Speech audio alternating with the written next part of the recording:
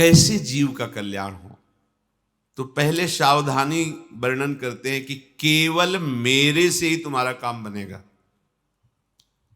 अगर तुम किसी देवता का, पितरों का, भूतों का, औरों का यजन करते हो तो तुम्हारा काम नहीं बनेगा।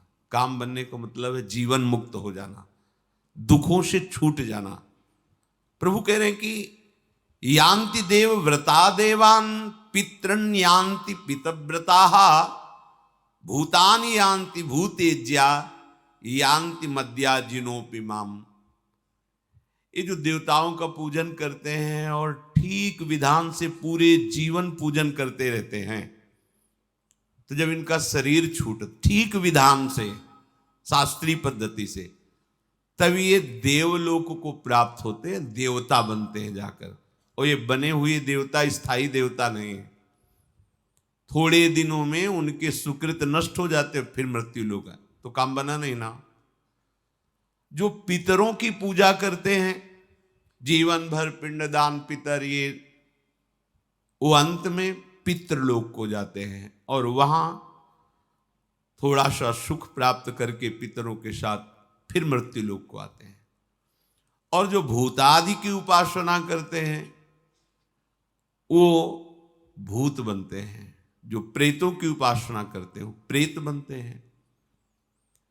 परंतु जो मेरी उपासना करते हैं वो आवागमन से मुक्त होकर के मुझे प्राप्त हो जाते हैं। जो सत्संग नहीं जिनको प्राप्त है वो भटकाव में बने रहते हैं। सबसे बड़े पितर कौन है? एक क्रम से देखते चले जाओ तो आप पहुंचोगे भगवान नारायण पर। सबके पूर्वज भगवान नारायण हैं, क्योंकि नारायण की नाभि कमल से ब्रह्मा और ब्रह्मा से सारी सृष्टि। तो पितर जो हमारे पूर्वज हैं, सबसे बड़े पूर्वज भगवान नारायण हैं। वो हमारे निकुंज बिहारी प्रभु के एक अंश से हैं। उनके भी अंशी बिहारी जो महाराज है, नवनिवृत्त निकुंज में प्रिया प्रीतम जो विहरण करते रहते, दूरे सृष्टि आदि वार्ता, सृष्टि की सेवा में भगवान नारायण श्री हरि विष्णु स्वरूप से पालन करते हैं। ब्रह्मा जी सृजन करते हैं और भगवान शिव लय करते हैं। ये सेवा है। पर नवनिवृत्त निकुंज में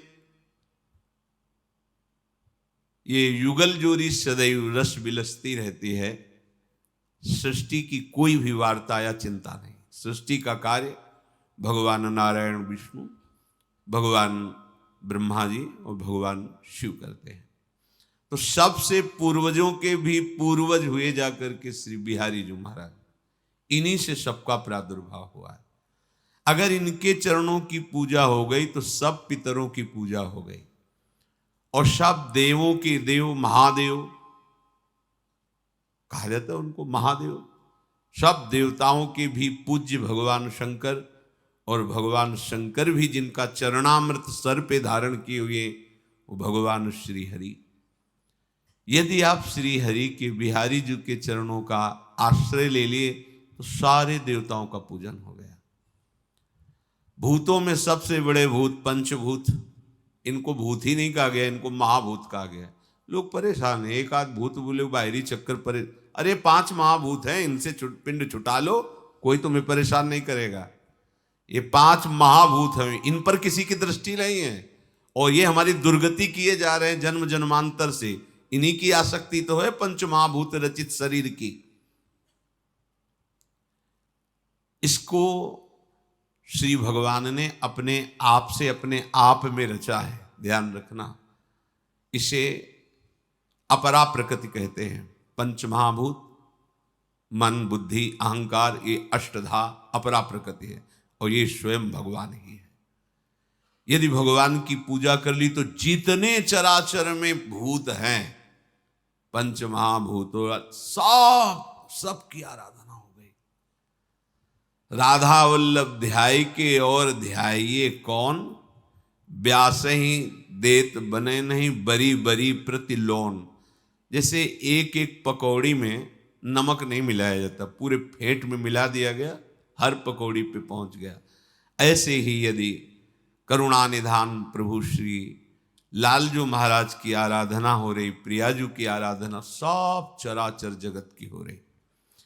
एकादशी स्कंद में वर्णन है कि जो भगवान श्री कृष्ण की आराधना में तत्पर है वो समस्त ऋणों से मुक्त हो गया।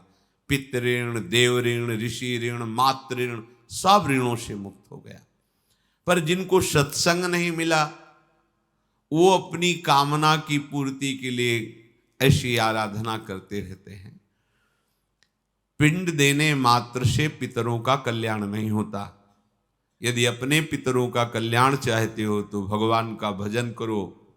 सब पितर, जब कोई भगवान का भक्त पैदा होता है, नारद जी ने अपने भक्ति सूत्रों में वर्णन किया है, तो पितर ताल ठोकते हैं पितर लोक में, अब मेरे कर्म मुझे बंधन में नहीं डाल सकते, परास्त नहीं कर सकते, क्योंकि मेरे कुल में भगवान का नाम जापक भक्त पैदा हो गया। वो ताल ठोकते, आनंदित होते, नाचते, अब मेरा उद्धार हो जाएगा क्योंकि भगवान का भक्त। ये लड्डू पेड़ा समर्पित करने से वो ताल नहीं ठोकेंगे। राधा राधा, राधा वल्लभ, श्री हरि ऐसे नाम बोलोगे, भगवान नाम जप करोगे तो पितर ब्रह्म स्वरूप हो जाएंगे, भगवत स्वरूप हो जाएंगे। हमारी चित्त वृत्ति प्रभु के चरणारविंद में जब तक नहीं लगेगी तो कुछ भी कर लो। गोस्वामी जी ने बहुत शोध कर बात कही। राम राम राम जी जौलो तू न जपी है, तौलो तू कहूं जाए, तिहू ताप तपी है, सुरसर तीर बिन नीर दुख पाई है, सुरतर उतरे तो ही दारिद सताई है। यदि तूने भगवान नाम जप नहीं किया, हरि नाम जप नहीं किया तो भाग, तू कहां भाग के जाएगा। ये दैहिक दैविक भौतिक ताप ये तुझे जलाकर राख कर देंगे, कोई नहीं तुझे बचा सकता। तो हमारा मनुष्य जीवन ऐसा नहीं मिला है कि हम कहीं ऊंचे पदों में जाएं फिर खोपड़ी के बल नीचे गिरे, नहीं। हमको एक ऐसा मार्ग चयन करना है कि फिर मेरा आवागमन न हो। सदैव भगवान के नित्य धाम के हम वासी हैं, बिछुड़ गए माया के आकर्षण में। अब हमें भगवान के पार्षदों से पता चला कि हमारा स्वरूप पार्षद है और हम भगवान के हैं। अब हमें वापस चलना है, कहीं भटकना नहीं। जैसे कई लोग प्रश्न करते हैं कि हमारी सेवा में तो अमुक अमुक अमुक अमुक विराजमान हैं। अच्छा है, प्रारंभिक साधना यहीं से प्रारंभ होती, सबकी होती यहीं से, पर भक्ति का रंग नहीं आएगा। भक्ति का रंग आएगा एक पर आने पर। गुरु प्रदत्त नाम, गुरु प्रदत्त रूप, गुरु प्रदत्त उपासना पकड़ लीजिए, सीधे भगवत प्राप्ति के मार्ग में आगे बढ़ जाएंगे। तो आपको लगता है मुझे भगवत प्राप्ति नहीं चाहिए, तो जो चाहिए, शांति चाहिए, सुख चाहिए, उन्नति चाहिए, लाभ चाहिए, सब कुछ। जब दुर्लभ बात भगवत प्राप्ति हो जाती है तो ये सब मायाकृत बात क्यों नहीं पूर्ण हो जाएगी। एकमात्र प्रभु श्री हरि का। भागे घूम रहे हैं लोग विपत्ति के नाश के लिए। भगवान व्यास देव जी उच्च स्वर से घोषणा कर रहे हैं, हरि स्मृति सर्व विपद विमोक्षणम। प्रभु श्री हरि का स्मरण करो, सारी विपत्तियां नष्ट हो जाएंगी। मान नहीं रहे, सोच रहे इधर उधर राख जंतुर और कलावा से विपत्तियां दूर हो जाएंगी। बिल्कुल भ्रम में मत फंसो, इन मायाकृत बातों से माया का नाश नहीं होगा। मायापति श्री हरि का आश्रय लो, भजन करो तो तुम्हारी बुद्धि शुद्ध हो जाएगी। शुद्ध बुद्धि से भगवत समर्पित कर्म होंगे। भगवत समर्पित कर्म शुभ अशुभ कर्म को भस्म करके भगवत प्राप्ति करा देगा, परमानंदमय हो जाओगे। प्रभु कह रहे हैं तुम्हारे भाव में यदि ये बात सत्संग के द्वारा बैठ गई है कि सब आराधना का फल है आराध्य देव प्रिया प्रीतम के चरणों की उपासना पाना। हमने कई जगह स्वाध्याय में पाया है कि इतने जन्म धर्म का अभ्यास किया, धर्म से चला, फिर उसको अमुक देवता की भक्ति, फिर उसको ऐसे ऐसे करते, तब कहीं ब्रज में ब्रजेंद्र नंदन के चरणों की भक्ति, फिर ब्रजेंद्र नंदन की कृपा से वृंदावन में आस्था, फिर वृंदावन के रसिकों की कृपा से लाडली जू के चरणारविंद में शरणागति, लाडली जू के नाम, ये सर्वोपरि राधा किशोरी के चरणों की आराधना प्रीतम सहित, ये बड़ी दुर्लभ बात है। ये नहीं कि हम उपासना कर रहे हैं तो उसी की बड़ाई कर रहे हैं, सब उपासना मेरे प्रभु की है, पर ये सर्वोपम नित्य विहार रस जहाँ प्रिया प्रीतम मंद मुस्कुराते हुए विराजमान हैं, ये वृंदावन रस, वृंदावन उपासना, ये चरम सीमा, अब बस इसके आगे नहीं है। माधुर्य रस सबसे श्रेष्ठ, और माधुर्य का भी महामाधुर्य रस ये वृंदावन नित्य विहार रस है।